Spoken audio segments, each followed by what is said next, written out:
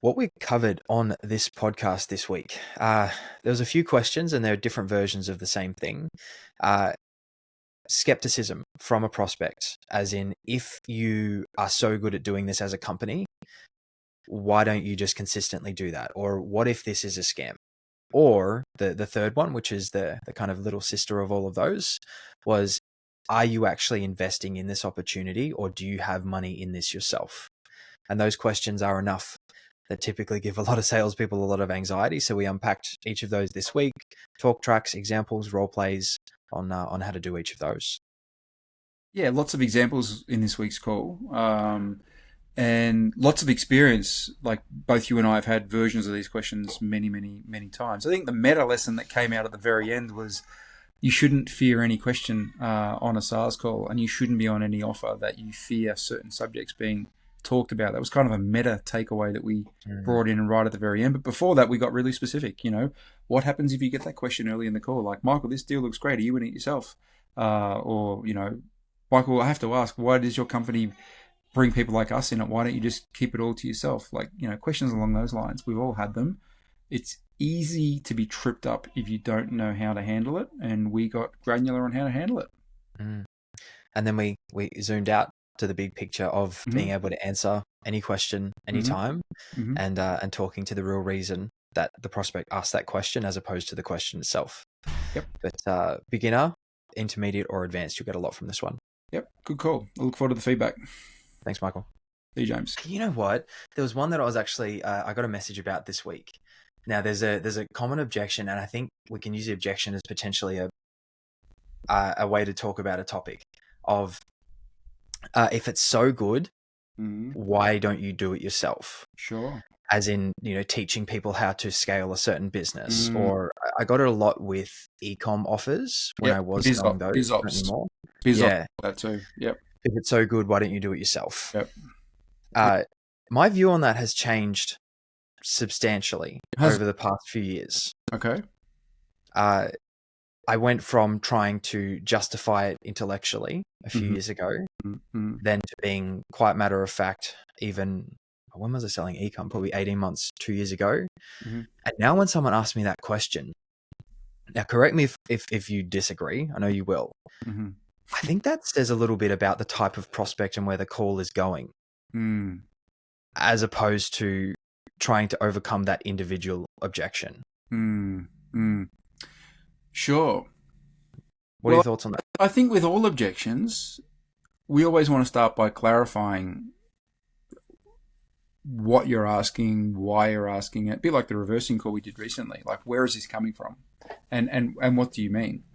So depending on where it's coming from and what they mean, it potentially enables us to categorize a prospect. So I'm doing calls on the DISC profile, DISC profiles in the group training at the moment. Tomorrow we do Cs, have a dedicated call on Cs. Everyone else, we did a DISC profile call, and Cs get their own call for probably obvious reasons. Why? Because Cs are so precise, they move so slowly, they're so skeptical, they're so detail orientated that they're the hardest of the four to sell to. You can sell to them, but you've got to make some big adaptations, which we're going to talk about in the call tomorrow. But where I'm going with that is, that's a classic C style question. If it's coming from a C place, like skepticism, or effectively, looking for every reason possible for it not to work, then that says one thing about them. But if it's more like, this sounds amazing, like, are you doing it too, James? It's almost like there's good energy here, like there's a party going on here, are you invited as well? Almost like that. Because I get that on the Peter calls a lot. They get excited about the program and the big event we have in March every year, and with good intent and good energy, like, and Michael, will you be there? Will I see you there? And they're genuinely hoping they will, that they will. It's coming from a good place. The question's coming from a good place. Now, I'm fortunate that I can say, yes, I will, and I look forward to meeting you there. So it's not weird. But that's where I want to know as a start point. Like, why are you asking this? Where's this coming from? What are you looking to hear or wanting to hear or hoping not to hear? And once I get clarity on those things, then I consider my next move. But that actually applies to all objection handling from my perspective. What are your thoughts? Very similar. And I think once you're selling the same thing for a period of time, you can understand why people are asking. And when you're selling something like a BizOp, an ecom offer or an investment opportunity, it's not an unreasonable question for someone to ask. But that usually to me indicates someone that is heavily skeptical. And unless you stop and pull at that thread, even if you answer that question, it's going to come up in a lot of other places. So how do you handle it typically? If you're sort of deep in a conversation, you're selling a business offer, and out of nowhere the prospect says, "And James, this offer sounds amazing. Are you in it yourself? Do you do this yourself?" Well, that's a different objection itself. Are you differentiating? Okay, what's different? That's different. So I won't lie. I'm not going to lie about that. So the perspective that I was talking about, it's more so for the company. So say, for example, you're selling an ad revenue, YouTube automation or something like that. And people have to pay a certain amount to get access to it. It's done for you. And then they say, if this is so good and you guys are making so much money, why are you selling it to people? That's a different one, as in, why is the company selling it? Why don't you just do it yourself? Right. Okay. And you see that as different to my example in what way? Because if you're asked whether or not you're doing it yourself and you haven't already invested, that's different to the company having a skill to make money and choosing to share that skill for a fee, as opposed to just turning the dial up on that skill itself. Sure. No, okay, I get you now. Yeah, okay. And even things like business coaching, scaling certain companies. Well, if this is so good, why don't you just buy a bunch of those companies and do that? Yeah. Okay. But it's the same. It's the same principle. You need to clarify it. Same process, but just a bit of a different application. Yeah. The question really is, why are you monetizing your amazing ability or skill set or insight this way as opposed to a different way? Kind of what they're really asking. What do you have you said your thoughts had changed. What did it used to be and what is it now? Bearing in mind, we don't misrepresent or lie. I'm sure that hasn't changed in times. So what was your old thoughts and what are your new thoughts?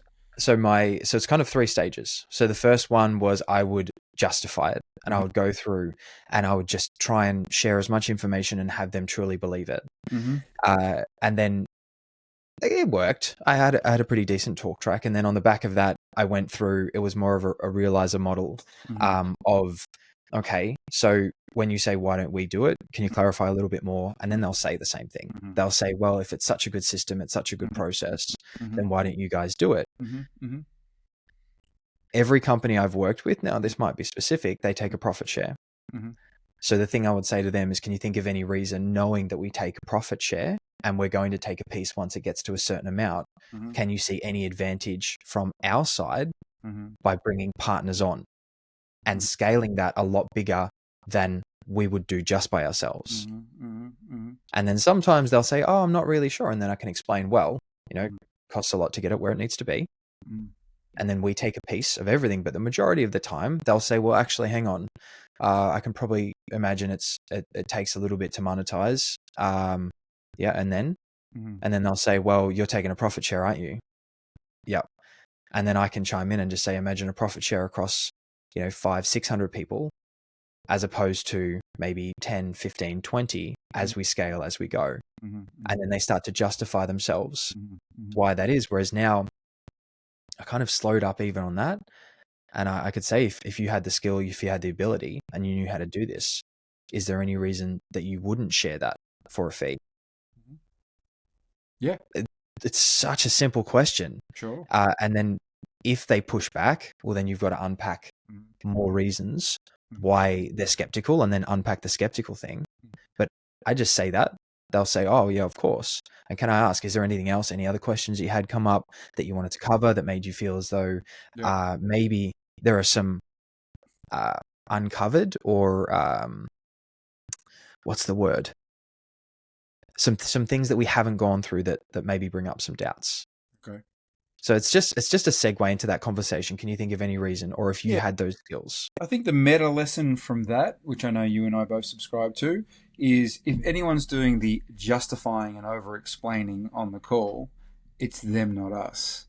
I'll only represent a product or a service that I, cliche alert, truly believe in. No works for the right person when they do their part, presuming it's done with you, which most offers I've sold have been done with you. I have sold done for you, but most have been done with you, meaning they've got to do their part as well. So I already know what we do works. So whether you believe me or not, it's up to you. And it's your problem ultimately if you don't. I don't say that to them, and internally I feel that. Without being arrogant or dismissive, I'll certainly listen to what they have to say and have that conversation, but I'm not going to go and justify and pontificate for 5 or 10 minutes and hope they believe me. I think that's a poor way to handle the situation. And as you sort of articulated, then when handled right with most people, you can have them realize, okay, that makes total sense, and see the win-win play. Understand your motive, like why you guys would do what you're doing, and also see the upside for them on them doing their part if it all lines up. And there's another way you can answer it as well. So, they often make it a binary thing. Like, why don't you do that? Like, who says we don't? Who says we only have one strategy here? Who says we're not all in with our capital on the side doing that? But there's a time and a place to bring other appropriate strategic partners in and we do something special together. Like, who says we're only doing one of the two things? It's an assumption that they often make. You can make them realize that in a way without humiliating them or patronizing them. But why wouldn't you? If you've got this amazing ability, why would you just have one strategy to monetize it? If you could have multiple. That also comes down to the kind of market that you're selling to, because if you're selling to successful business people, they're like, great, diversified business. These guys are switched on. That's right. Whereas if you're selling to your 0 to 1 crowd, I'm trying to make money for nothing. Yeah. They a lot of the time can't quite see past that. No, scarcity mindset. Think everyone's going to scam them. Probably haven't been in many conversations with people that have done things like this and done it well and with good intent, and so it's a very different market. Selling, we've talked about this before, selling to 0 to 1s versus selling to 1 to 100s is very different. Selling towards versus selling to away is very different. Selling low emotional state to high emotional state is very different. Selling people arriving in problem state, not really being ready or open to or believing there are solutions, is very different to selling to somebody that arrives in solution state. So you've got to understand who you're speaking to, and then you've got to adapt accordingly, because it's not a one-size-fits-all approach. It's a blunt instrument when a surgical knife is required. Yeah, you'll get some sales with blunt instruments, but my God, you will blow so many, and then you'll be stuck in 30 minutes of ridiculous objection battles trying to shoehorn them into a sale, but there's no sale there. That's another conversation for another day, potentially. Yeah. So when we're actually going through this, so I'll share my thoughts on it, and then I'd be interested to get yours. So if you've gone through this and you've kind of realized that they are pretty skeptical. Yep. Now, I know a lot of people will try and shove that down and hope it doesn't come up. It's going to come up at the end in a lot of different forms. We talked about handling objections the other day as opposed to responding. Yeah. Mm-hmm. Yeah. My process for that is I'm not progressing with the call until we've actually fixed this or ticked this box. And then you've got to go through the process of what would they need to see? What would they need to be shown? When that's your start point, they're in that state, hyper skeptical, all the language, all the body language, all the energy is hyper skeptical. People don't miraculously just become a sale when they stay in that state. It doesn't just magically turn into a sale when they stay in that state. You have to move them out of that state. If it's even possible, and it's not always possible, you cannot sell to everybody, and you shouldn't try to sell to everybody. And some people you wouldn't want as your client anyway. But we have to move them out of that state. No sale lives in that buying state outside of like 1 in every 500. But you're not doing 499 calls to get one sale when that's your start point. So, yeah, why would you move on? If they're in that state, why would you move on? Because there's just more of that waiting for you. And we've already determined sales don't live in that state. You've got to address that state, and as early as possible. Yep. I remember I shared a post probably about 2 years ago, and some people really liked it. Some people did not. And I was on an offer, and every now and then I would have someone hop on the call. Same thing. I knew the offer worked. I knew it was legit, but every now and then someone would get on the call, and within the first couple of minutes, you're going through what's going to happen, and they throw out, well, how do I know this isn't a scam? My process, it was reactionary, as in not a negative reaction, but one day I just said, well, look, what we're going to do is we're actually going to park the call here, because this call is not about me convincing you that this is real, this is true. This call is to see whether or not it is a fit. So obviously you need to do some more research, tick some more boxes, and do a little bit more looking before we're ready to have this call. So let's park it here. And when you're ready to have that call, I'll text you through a link after this. You can use that to rebook. That is just such a right angle on where they expected the call to go. And what I figured out is that maybe 50 to 60% of those people, they don't actually think it's a scam. They just like to have the salesperson on the back foot, begging for their business so they can get better terms, better prices. And they think that the salesperson is just going to be like, please, Mr. Prospect, please stay on the phone with me. So those people, they say, oh, well, no, we don't, we don't have to do that. And I'd say, oh, I think we need to, if you're not sure if this is even real. He goes, oh, well, no, I did do a bit of research. What did you look up? And then you realize that they knew exactly what was going on. They were just trying to be difficult. But then the other, say 40 odd percent, they're truly skeptical. And they'll wrap up the call then. And majority of the time they never circle back around. But typically they don't end in a sale. Well, typically they just don't end in a sale anyway. And I'm not going to waste an hour of my time. But at least you flush out which one they are straight away. Sure. Absolutely. Yeah, there's multiple ways you can handle that scenario. Your example was a great one. I can do a version of that as well. Look, another, let's say it's 50-50 between, anytime you get that scenario, let's say it's roughly 50-50. Are they in the category of they're just never gonna tie kickers, looking for any excuse not to do it because they're scarcity mindset, blah, blah, blah, blah, blah. You definitely want to flesh them out early. Or if it's the other category, they're looking to treat the salesperson the way we've become accustomed to treat salespeople because of the way majority of salespeople act, which means let's get him on the back foot, let's hassle him, all those things. Let's say it's 50-50 between those two whenever you get that line. I might use a line like, is that a test? Because I think, for the ones that are testing you, you may be able to get them to admit to that, and then, game recognizes game to a degree, and you can open up a fun conversation on the back of that. And if they said, no, I just genuinely believe it's a scam, well, then you could play the card that you said. Well, being that's your start point, no problems. Let's park the call here then, and everything you said after that.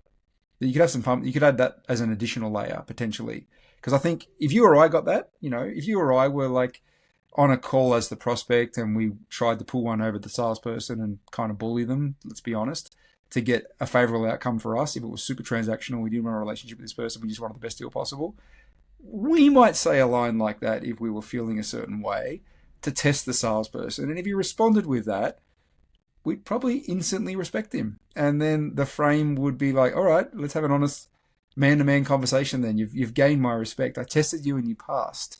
Now let's... if we play a game of probabilities, the likelihood of someone like us hopping on the call and saying that, as opposed to the likelihood of someone that is genuinely skeptical, I think you're playing with fire and you're going to get your answer pretty quickly. Same result. It's a bit of fun. You're right. But the person that is truly skeptical is probably going to be like, what do you mean? Is this a test? Yeah. Well, fair enough. I wouldn't use the word scam on a call anyway. I would test them in a different way, but I probably wouldn't use the word scam. Yeah. But even off topic for a second, we love a tangent. I love selling to especially the old dog sales guys, because there's this little kind of subtext of verbal jousting, and even little things like you get towards the end, he goes, is that the best price? And you'll say things like, what if I offered you a fast mover discount? Would that work? You go, yeah, but I'm going to throw up this objection. And yeah, but I'd say this, which would mean you this. So you can play this game of verbal chess, which I find a lot of fun. I couldn't agree more. Couldn't agree more. It's a hell of a lot of fun. We're in agreement. No conflict on this call at all. But the bottom line is, anytime, like, it will serve our viewers who maybe are unfamiliar to this approach, and I don't know how this differs with other sales trainers that teach objections, but as a start point, whenever you get friction, much like the reversing call we did the other day, whenever you get friction, aka an objection, always start by seeking to clarify. What is it they actually mean by the words they're saying, or what's their intent here, or why are they saying this, or where is this coming from, and understand, so you can complete the picture. Once you've got that as a start point, you're now in a position of knowing, not guessing or assuming, and then you can decide on your next move. Well, being that I know why they use the word scam and where that word's coming from, what do I think is the right play here? Do I end the call? Do I talk about it because this person legitimately has, with good intent, been scammed 5 of the last 6 times they bought online, but they've actually got a really good mindset and they're hoping this 7th time is different? So maybe we have a different conversation there.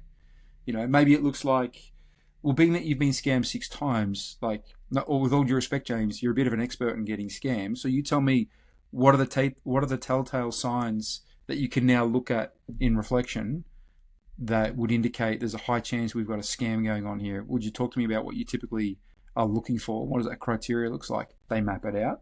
And then you can say, well, we've been speaking for 20 minutes now. You mentioned A, B, and C. Talk to me about A, B, and C in our last 20 minutes. Have you felt any of that? Have you seen any of that? Have you seen lots of it? Talk to me about A, B, and C. Oh, no, I haven't seen any of it. Surely you might have seen just a little bit. No, I haven't seen any of it, Michael. Well, being that you haven't seen any of it when you're speaking for 20 minutes, is your gut feel telling you there's a scam in play? Are you thinking there's not? I mean, what are you seeing? See that? No, I'm not seeing anything. They basically just talk themselves out of there being a scam in play. I have a bit of a different talk track if we get that far. So if they bring up something like that, and it's a little bit later in the call, I'll usually say, there's no one tries to convince you something isn't a scam more than someone who's actually running a scam. Scam with an M. I'm not going to do that. So what have we done so far? What have you seen so far that's led you to feel as though this might be? And they'll go through usually nothing. Okay. So what would you need to see, feel, be shown to have you realize that this isn't a scam, if anything at all? And if you still can't get past that, no worries at all. Just let me know now and we can park the call. And then that again is another right angle, because they're used to people trying to convince them. But if you just say, no one tries to convince you something isn't a scam more than a person selling a scam, they're just like, oh, yeah, actually. Yeah, there's many tactics, but it all starts, no justifying, no over-explaining, no pleading, no trust me, bro, none of that sort of stuff. Plenty of clarifying, plenty of understanding, and have them do the heavy lifting, meaning you ask the right questions, so their answers do the heavy lifting, and they probably talk themselves out of it, or they probably realize themselves by their own words out loud, yeah, actually it doesn't make sense. Then they say stuff like that to you. One thing that I think is worth unpacking. I left ecom before it became too big of an issue. But what you said at the start, the distinction that we made, are you already in this? Have you invested in this? Have you put money in this? What will be your process for dealing with that if by chance you weren't invested? I used to get asked that all the time. So if you remember the BizOp that I sold for about 2 years until about a year and a half ago. Now, in the end, I did go in, but for the first year and a half of that, I didn't. And firstly, whenever I got asked that question a lot, probably every 5 calls, I got asked that question. So I got pretty well tuned in to that sort of question, and people did buy. After asking that question, people did buy. Not everybody, but people did.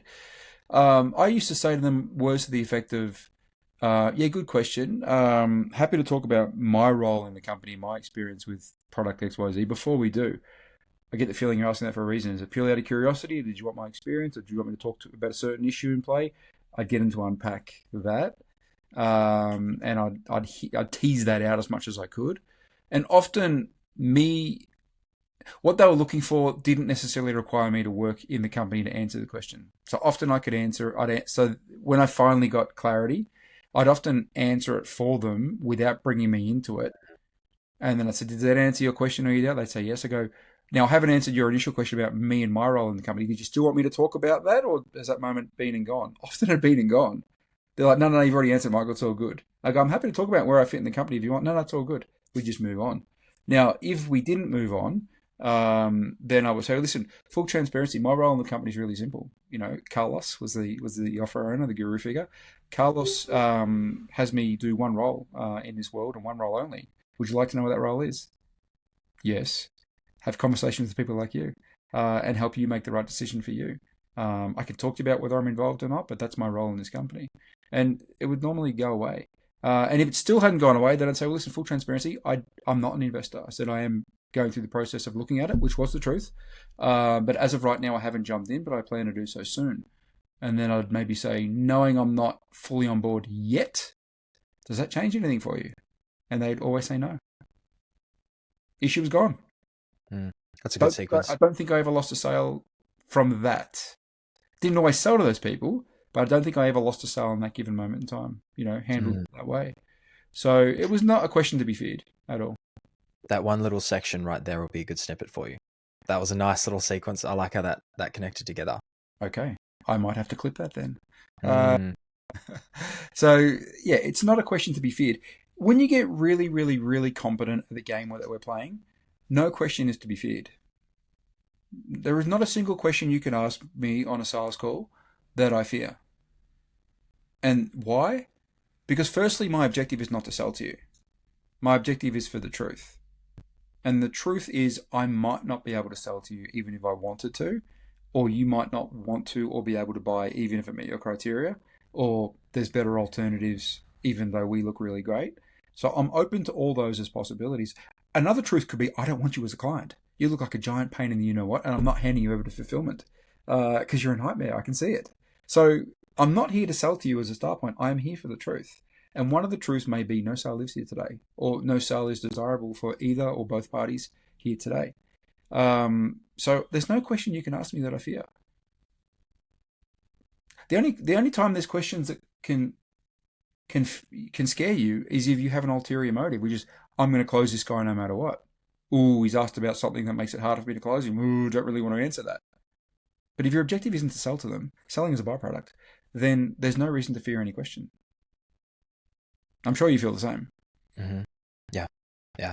I don't get nervous when they ask difficult questions because there's not really any difficult question. You just got to figure out why they're asking. That's right. And most of the time you speak to the reason that they're asking as opposed to the question itself. And because you're fearless, i.e. there's no sort of dark corners if you shine a light in, like I'm in trouble, you don't bring that nervous, edgy, kind of weird energy to a call, and that disarms them even more, which makes the call even better. You get into this positive feedback loop.